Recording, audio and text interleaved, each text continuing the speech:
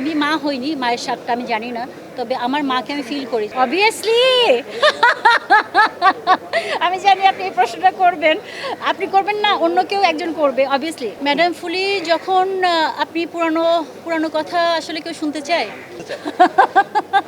আচ্ছা, যাই হোক, পুরানো কথা যদি শুনতে চায়, ম্যাডাম ফুলি যখন আমি রিলিজ হয় তখন বাংলাদেশের 4টা বিগ মানে লাইক অনেক বিগ বাজেটের মুভি ছিল আমার ম্যাডাম ফুলির সাথে। তো তখন আমার কোনো টেন্স হয়নি, বিকজ আমি এসেছিলাম বাসা থেকে পালিয়ে, আমি একজন নায়িকা হওয়ার জন্য, একজন অ্যাক্ট্রেস হওয়ার জন্য। তো আমার ফোকাস ছিল যে আমি যাই করি না কেন আমার উপরওয়ালার উপর বিশ্বাস ছিল, আমার উপর কনফিডেন্স ছিল, আমি সেই হিসাবে কাজ করেছি। ম্যাডাম ফুলি যখন আমি দেখতে যাই পদ্মা সিনেমা হলে, সেখানে আমি আমার ভাই, আমার লাইক যারা ছিল আমার ফ্যামিলি, মুভি দেখতে গিয়ে টিকিট পাই না। ফার্স্ট ডে গেছি, সেকেন্ড ডে গেছি, থার্ড ডে গেছি। থার্ড ডে আমি দাঁড়িয়ে বোরখা পরা ছিল। তো ওই দিনের অনুভূতিটা আসলে পৃথিবীতে আমি মা হইনি, মায়ের স্বাদটা আমি জানি না, তবে আমার মাকে আমি ফিল করি যে আমরা 11 ভাই বোন। আমার মায়ের কাছে আমরা মানে 11টা হলে কি হবে, সবাই একরকম ফিল করে। তো একটা সন্তানকে একটা মা যেরকম ফিল করে, তো আমি আমার মায়ের এক্সপ্রেশন দেখলে বুঝতে পারি। তো সেই ক্ষেত্রে আমার ওই ফিলটা ছিল।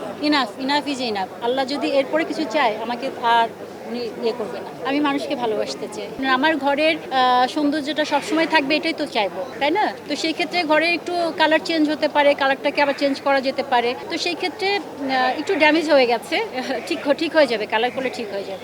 আমার অবসর বলেন আর কাজ বলেন, যাই বলেন, আমার এখন জান্নাত আমার মা। সো আমি মাকে নিয়ে আছি, আমি আসছি ভোটটা শুধু দিতে, মানে আমার রেসপন্সিবিলিটি, আমার দায়িত্ব শিল্পী হিসেবে এই জন্য আসছি। মাকে রেখে আসছি, এখন আমার বাসা চলে যাবে।